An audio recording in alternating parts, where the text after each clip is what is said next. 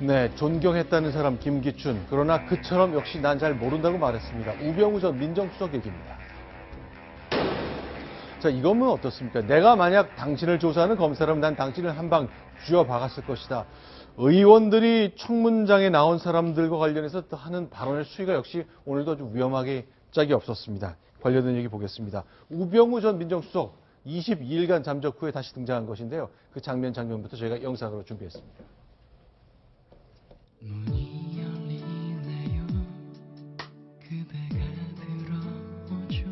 웬일인지 낯설지가 않아요.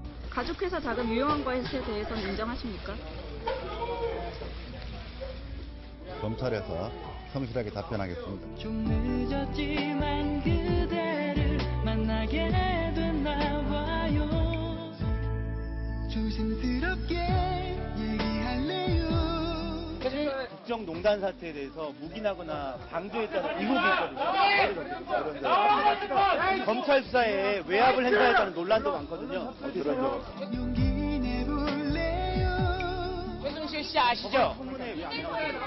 놓치고 싶지 않죠. 우병우 증인 참 어렵게 우리가 모셨습니다. 2천만 원 현상금이 무서워서 그럼 오늘 나오셨습니까? 우병우 씨. 우병우 증인께. 우병우 증인에게 그대에게는 좋은 것만 줄게요. 자, 이사님 오늘 이제 청문회 지금까지 쭉 보셨잖아요. 어떠셨습니까? 예상은 했지만 역시 김기춘 전 비서실장 존경한다는 분답게 네. 열심히 모르쇠로 일관을 하는데 네. 법률 전문가이기 때문에 네. 이 특검 수사 받을 것까지 다 대비해서 준비를 열심히 했고 또 아들하고 준비하는 모습도 보였지 않습니까? 그런데 네. 국민들은 매우 실망을 하셨을 거다 이런 생각을 하시고 청문위원들이 나름대로 준비를 많이 해서 많이 물었지만 네. 오늘 밝혀낸 건 없어서 참으로 안타깝고 특히 그 세월호 7시간과 관련해서 광주지검에 전화를 했단 말이죠. 네. 그러니까 전화한 사실은 본인도 인정을 했는데 네. 그때 검찰이 해경 압수수색을 하는 거 아닙니까? 해경 전산 서버 압수수색을 하는 상황인데 해경이 거부하고 있기 때문에 우수석이 대치하고 있다고 해서 전화를 했는데 본인은 상황 판단만 했다. 네. 청와대가 조율할 수 있는데 양쪽이 너무 대치하고 있어서 자기가 그 선에서 그냥 끝냈다. 상황 네. 판단만 했다. 그러니까 본인은 전혀 직권남용이나 이런 거에 네. 없다라는 주장을 했는데요. 네. 이 문제는 좀 더 특검에서 반드시 밝혀내야 하는 문제라고 생각합니다. 저도 이제 그 광주지검에 전화를 걸어서 해경 본청에 있는 서버 압수수색 관련해서 지연시켰다, 방해했다 이런 관련 거 문답 오가는 거 봤는데요. 그거 그냥 조율만 했습니다. 보고 와서 문제가 좀 있다 그래서 전화 좀 했습니다. 이렇게 답하니까 의원들이 더 이상 들어갈 틈이 없더라고요. 그러니까 하나 더 그때 네. 결국은 우수석이 오늘은 그 추가적인 질문이 안 나와서 인정을 안 했지만 네.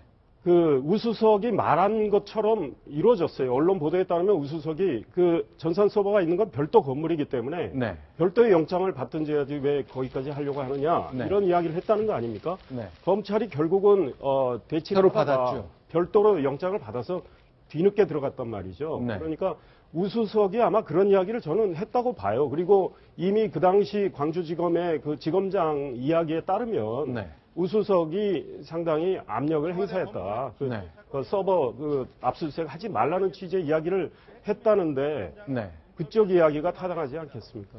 사실 그 변찬우 당시 광주지검장 제가 어제 전화를 해봤는데 그분은 굉장히 애매하게 말씀하시더라고요. 내가 특별히 인터뷰하지 않겠다고 거절해서 저희가 소개를 직접 드리지 못했습니다만 글쎄 이제 특검 수사가 가는 단계에서는 과연 이것에 실제 얼만큼 더 다가설 수 있을지 오늘 있었지만 예리한 공격보다는 아주 탄탄한 성벽 같은 느낌을 제가 받았는데 그 장면 지금부터 계속 또 집중적으로 분석을 해보겠습니다. 일단 우병우 수석의 태도와 관련된 이야기도 많이 나왔습니다. 영상으로 소개하겠습니다.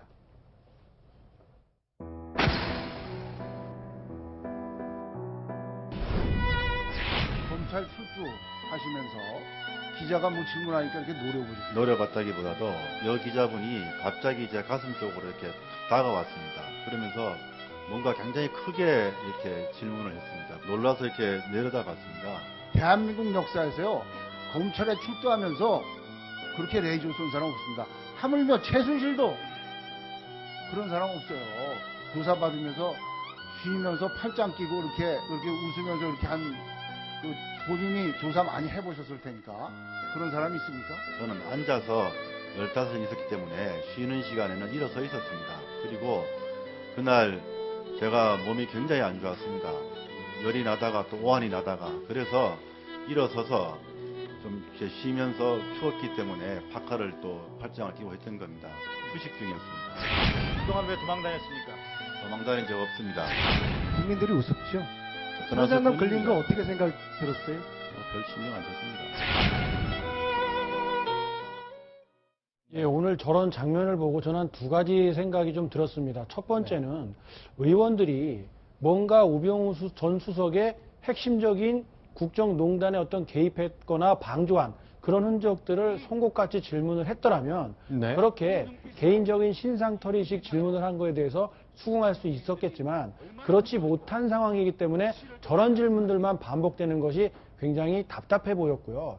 또 한 가지는 우병우 전 수석의 자세가 네. 의원들의 저런 질문에 근본적인 문제가 있습니다만 의원들을 존중하고 네. 국민을 대신해서 질문하는 의원들의 그런 최소한의 질문에 대해서 최소한의 이런 그 존중하는 자세를 보여줬어야 되는데 그렇지 않고 어떻게 보면 약간 거짓말스러운 대목이 적지 않게 드러났거든요. 그런 점에서 큰 문제점이 있었던 그런 청문회장이라고 생각이 듭니다. 네. 그런데 오늘 새누리당의 이해운 의원이 네. 이 우병우 수석이 물러나기 불과 얼마 네. 전, 대통령이 사과하기 얼마 전 상황, 네. 그때 모든 언론이 최순실의 국정농단에 대한 문제 제기를 하고 있었어요. 그렇죠. 그래서 문건을 입수했다는 거 아닙니까? 그래서 네. 오늘 문건에 대해서 이야기를 했는데 이걸 민정수석실에서 만들었느냐 안 만들었느냐 네. 이거에 초점을 가지고 계속 물었는데 안 네. 만들었다 이러니까 더 이상 나가질 못했는데 네. 그렇다면 최순실 씨의 국정농단이 모든 언론의 취재를 통해서 확인되고 있는 상황에 네. 이거는 모든 걸 부인하라는 그 청와대 문건 아니겠습니까? 그렇죠. 민정수석실에서 안 만들었다 치더라도 그럼 민정수석은 그때 대통령에게 어떤 조언을 했느냐, 어떤 네. 그 사안에 대해서 어떤 판단을 내려서 대통령에게 어떤 말씀을 드렸는지 이렇게 좀 발전적인 질문을 해야 되는데 네. 그게 못 미쳐서 아쉽고 네. 또 어떤 의원은 야당 의원은 당신은 거대한 악마다 네. 이런 말을 2번이나 했는데 얘는 뭐 지나친 인신공격이죠. 그러니까 사실은 아주 냉철하게 날카로운 질문을 해야 되는데 그냥 뭐 사람을 뭐 그냥 호통치고 나무라는 선에서 붙인 거 좀 아쉽다 이런 생각 듭니다. 그러니까 의원들이 사실은 사전에 조사를 잘 해가지고 사실관계로 상대를 압박해야 되는데 그게 부족하니까 독한 표현으로 압박하겠다는 생각을 한 것 같습니다. 아무리 그래도 공분을 사고 있는 존재이라고는 할 수 있겠습니다만 글쎄 당신은 악마라고 얘기한 것 그게 청문회장에서의 질문의 품위에 또 그 기대에 맞는 것인지 잘 모르겠습니다. 뭐 그렇게 질문을 하고 비난을 하면 뭐 저는 그런 것 같지는 않고요. 뭐 아닙니다. 이 정도로 답변하면 모든 게 끝나버리잖아요. 네. 지금 이 전 의원님께서 말씀하신 것 같이 뭔가 이야기를 할 수 있는 질문을 했어야 되는데 의원들 본인 자체가 아는 내용이 없다 보니까 언론에 나왔던 얘기를 재탕 삼탕으로 질문을 했고 우병우 전 수석은 아닌데요. 난 모르는데요. 그렇지 않습니다. 이 얘기하면 추가 질문할 내용이 전혀 없었던 겁니다. 그만큼 오늘 의원들 준비가 좀 부족했다라는 느낌을 가질 수가 없습니다. 자, 역시 이제 본론 자체보다도 답변하는 방식, 그리고 앉아있는 자세, 이런 것과 관련된 질문이 유독 많았던 오늘 상황이었습니다. 자, 오늘 밤 늦게까지 계속 진행될 걸로 예상됩니다만, 오늘까지, 지금 이 시간까지 있었던 답변의 모습 현장에 대한 스케치를 또 영상으로 소개하겠습니다. 엊그제 아드님하고 예행연수 좀 많이 하셨습니까? 준비했습니다. 그렇지 않습니다. 저는 저런 말 한 적 없습니다. 지금 사실을 말씀드리고 있는 겁니다. 도망간 적 없다고 말씀드렸습니다. 우병우 증인 예. 지금 답변 자세와 태도가 아주 불량합니다. 예? 그렇게 보셨다면 송구스럽게 생각을 합니다. 저 카메라 좀 우병우 증인 좀 클로즈업으로 좀 잡아주십시오. 저분이 거짓말할 때 눈을 깜빡깜빡 3번 이상을 하시더라고요. 예. 우병우 증인은 검사 생활 오래 했죠. 예. 피자들 많이 다뤄봤죠. 예. 제가 우병우 검사였다면 그런 식으로 답변하는 피자면은 한 방 쥐어박을 것 같아요. 누가 저런 배려와 특혜를 줬는지 모르겠지만 왜 메모를 합니까? 위원장님, 예. 저 메모 못하게 하십시오. 메모는 신문 조사에 성실한 답변을 위해서 할 수 있습니다. 자, 정인 그 부분에 대해서는 개의치 마시고 메모 진행하셔도 됩니다. 어떻게 할까요? 여기가 민정수석실의 부하 직원들하고 회의하는 장소도 아닌데 왜 그 계속 메모하는 자세를 취합니까? 자세 바르게 하시고 위원들의 신문 내용에 성의 있게 답변하세요. 왜 자세를 갖다 이렇게 메모하는 이런 자세를 취하고 있어요? 우병우 네. 수석의 태도가 네. 네. 뭐 거슬리게 하는 건 종종 있다고 봅니다. 그런데 뭐 메모를 하는 거 가지고 왜 메모를 하느냐 이렇게 나무라는 건 저는 적절하지 않다고 봐요. 왜냐하면 본인이 질문에 이 초점을 제대로 이해하기 위해서 네. 또 그 답변을 정리하기 위해서 메모하는 건데 그걸 가지고 나무라는 건 사실은 지나치다 이런 생각이고 네. 의원들께서 뭐 호통치기보다는 정말 차분하게 질의를 해가는 이런 모습 이번 청문회를 통해서 네. 의원들께서도 많이 배워야 되겠다 이런 생각 듭니다. 네. 지금 보시면 우병우 수석은 10시간 동안 연습을 했다 이런 얘기를 했잖아요. 많이 준비하고 왔다 이렇게 얘기를 했는데 네. 의원들은 과연 그럼 10시간 동안 준비를 했을까 좀 이런 회의가 들 정도로 의원들의 질문이 우병우 수석의 방패를 뚫지 못하고 계속 오히려 뭔가 핵심을 찌르기보다는 기분을 나쁘게 하는 게 목적이었다면 조금 성공을 했을 수도 있겠다는 생각이 들어요. 표정이 약간 일그러지는 걸 보면. 하지만 국정농단의 핵심을 밝혀야 되는데 그게 아니라 우병우 수석의 기분만 나쁘게 해서 과연 얻는 게 무엇인지 좀 이런 게 궁금하고요. 그뿐만이 아니라 우병우 수석 같은 경우에 답변 태도도 아까 화면에서도 지적을 했지만 정말 최소한의 말만 합니다. 아닙니다. 네. 사실이 아닙니다. 태도가 왜 그렇습니까? 라고 얘기를 하면 그제서야 송구합니다. 대답하는 이 정도기 때문에 굉장히 서로가 좀 불량하고 준비가 안 됐고 이런 모습을 보는 국민은 정말 답답했습니다.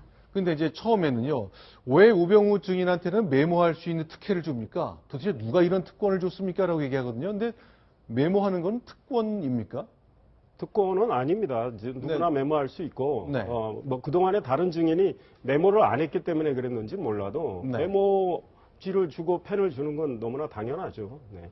그렇죠. 그 메모를 해가면서 자신의 발언도 정리할 수도 있고 의원들의 질문을 정확하게 답변하기 위해서 메모하는 것은 충분히 있을 수 있는 일이라고 생각합니다. 그 정도가 특혜라고 한다면 청문회장에 나가서 정말 숨도 쉬지 말고 똑바로 구동자석으로 앉아있으라는 얘기인데 의원들의 과도한 요구라고 생각이 듭니다. 자, 어쨌건 당신처럼 답한다면 내가 검사라면 당신을 쥐어받고 싶었다라고 말하는 건 글쎄 이렇게 얘기하면요. 이상일 의원 이제 지역구 의원도 이제 네. 지역구를 갖고 계시니까 내가 만약에 저런 말을 해서 방송에도 나가고 이렇게 신문에도 많이 실리고 그러면은 그거는 자기로서 지역에서 손해를 본 겁니까? 이득을 본 겁니까? 어떤 생각을 할까요? 일단은 노출이 많으면은 네. 뭐 이득이라고 생각하는 경향이 있기 때문에 네. 그리고 또 뭐 사람마다 다르겠죠. 좀 네. 생각이 깊은 분들은 네. 좀 너무 과하지 않았느냐 이렇게 지적할 분도 있지만 어떤 분들은 청문회에서 속 시원하게 잘하더라. 뭐 그 센 우병우를 호통도 쳐가면서 아주 네. 뭐 잘 몰아붙였다. 뭐 이렇게 또 평가하는 분들도 있을 터이니 뭐 손익계산하기는 어렵지만 네. 문제는 청문위원들의 자세죠. 네. 그래서 청문위원들도 품격을 갖춰가면서 아무리 증인이지만 네. 그 증인의 인격까지 뭐 훼손해가면서 묻는 거는 지나치다. 예컨대 같은 청문회라도 인사청문회 할 때 네. 사실 총리 후보자 인사청문회 하지만 총리 후보자한테 뭐 왜 메모하느냐고 시비 거는 의원 저는 못 봤습니다. 그렇죠. 예, 좀 말씀에 전적으로 공감을 하고요. 오늘 청문회장에서 의원들이 두 가지 생각을 했을 것 같습니다. 첫 번째로는 국민들이 화가 나 있으니까 국민들이 아이고 속 시원하다. 그 호통치는 모습 보고 싶었을 겁니다. 하지만 그거보다도 우병우 전 수석의 입에서 제가 그동안 말을 실수했습니다. 사실은 이렇습니다. 제가 잘못했습니다. 이런 말을 듣고 싶었던 겁니다. 우병우 수석을 그냥 혼내서 그냥 일시적인 속 시원하다 이런 것보다는 실체적 진실이 무엇이었는지를 파악하는 질문과 답변이 나오기를 기대했던 건데요. 그런 점에서 또 아쉬움이 남는 거죠. 알겠습니다. 자, 그러면요. 제가 오늘 들었던 청문회 내용 중에 가장 놀라웠던 것은 나는 최순실을 모른다는 답변이었습니다. 과연 어떤 맥락에서 이렇게 얘기를 할 수 있었는 것인지 또 그것도 한번 자세히 알아보겠습니다. 순위 확인하고 돌아오겠습니다.